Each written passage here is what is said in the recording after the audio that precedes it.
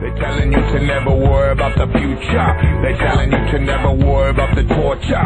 They're telling you that you will never see the horror. Spend it all today and we will build you tomorrow. Revolution never sends you an omen. A revolution never come with a warning. A revolution. And we have Alex Snitker, who's going to be coming up later in the show, very shortly actually, as Libertarian candidate running here in Florida against Rubio and Chris.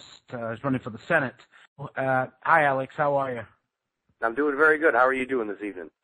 I'm doing great, Alex, and thank you. What got you involved in politics? Give us a little bit of background about yourself. Okay, well, a little bit of background.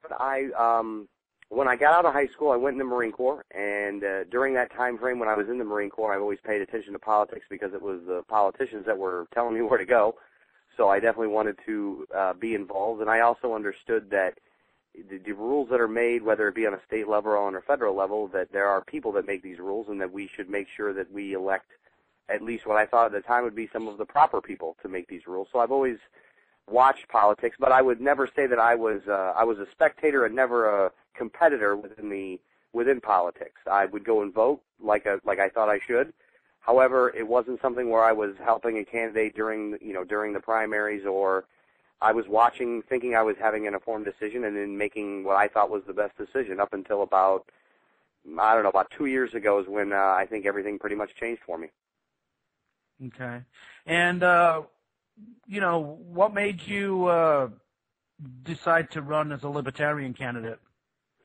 Well, initially I actually ran with no party affiliation whatsoever. I was running as an independent, and it wasn't that I didn't have libertarian feelings. It was that I thought, and mistakenly so in the beginning, that if I ran without a party, that I could be a candidate for everyone, that I could bring everyone into my campaign and to support me, no matter what party that they fell into. Since that time frame, I was I would say attacked more by Republicans than Democrats. And a mantra that was said to me many times was, you need to pick a side. And that, the Republicans didn't represent me. I've always been registered as an independent, and the Democrats didn't represent me. And so I thought about it, and the Libertarian Party approached me and asked me what I thought about running as a Libertarian candidate. Initially, I again was sticking with what I thought was the right thing to do, but after some thought and some reading and some research, I decided that the place I felt most at home at was actually within the Libertarian Party. I think that if most people actually looked at the parties and the platforms that they stand for and would pick a party based off of that, most people would be libertarians right now. Because I think most people want the same things. They want freedom. They want the government out of their way. And that because I think maybe too many people listen to what the media says when it comes to, well, you can't be a libertarian. You need to work within the two-party system, that it causes people to make that decision when they shouldn't have made that decision. So that's what I chose because of being told to pick a side. I said, okay, I'll pick a side. I'll pick the Libertarian Party. And I chose to run as a Libertarian. I think it was the best decision that I ever made. I feel very welcome within the party. I'm welcomed by the people within the party. They're supportive of me and what I'm trying to do. And we may not agree on everything, but they're very supportive, and I can't thank them enough for that support. Right.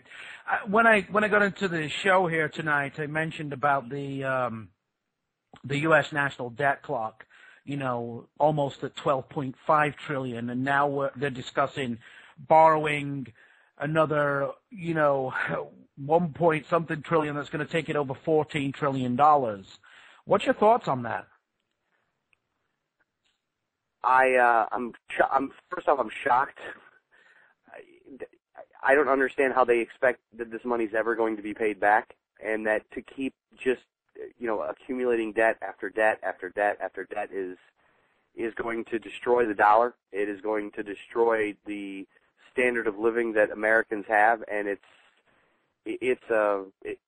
kind of makes your stomach upset, actually, when you really think about how much money that they're talking about, and not just that money, but also the unfunded liabilities that are coming our way. It's not just the current debt, but it's what we see coming in the future that really is I mean, we really got to come up with a plan, or it's just going to end badly. Now, all over the world, bases all over the place. What's your thoughts on that? What would you try to do if you got elected into the Senate, Alex? The first thing that I would attempt to do if elected into the Senate would be to bring the troops home immediately in every location that they're not in exact armed conflict. So the people in Germany, in Japan, in countries around the world that are not in Iraq or Afghanistan or North Korea, to bring those troops home in the most logical way possible. Once again, you have to make sure that you have a good plan for logistics in order to accomplish this, but that plan needs to be put in place and needs to be put in action right away. When it comes to Afghanistan and when it comes to Iraq and when it comes to North Korea, that we need to develop a plan where we are telling them, look, we're leaving. It's not like, well, you can't, you don't want to let your enemy know that you're leaving. Look, we're coming home. And to develop the plan in which to, bring our troops home. And they've done a miraculous job over there. Like I said, I was a Marine. I've been in the Marine Corps, so I understand what it means like to be overseas. And I know that if you task our military with a mission, that they'll accomplish the mission. It is too difficult. We are not occupiers. We can only go in there and fight and then leave when it's time to leave. And the problem is that we never leave. Even in Germany, that war has been gone for a long time, and we still have troops there. We need to bring all of these troops home. And in Iraq and Afghanistan and in Korea, we need to bring these other troops home as well. If we need to spread peace around the world, spreading it through the barrel of a gun is not necessarily the best approach in order to do that. Let's look at education. What's your stance on education? When it comes to education, right now we're currently in the public school system where everybody can go to school in the public school system. Because the current system is set up this way, there is not a current free market that allows us to compete freely in the open market when it comes to education. So the first thing that I think we should do is that we should develop a type of voucher program, but it goes to every citizen, and the citizen, the parents of the student can choose where they want their student to go. I believe that what that will do is that will actually create the free market for education, and it will allow for individuals that want to make a company or make a school, that they will have the ability to be able to do that. But it's a state and a local issue and not a federal issue, and so it should be dealt with on a state or on a local level. Guys, I want to thank my guest, Alex Snitker. You can check out his website at snitker2010.com. Thank you, Alex, for joining us tonight.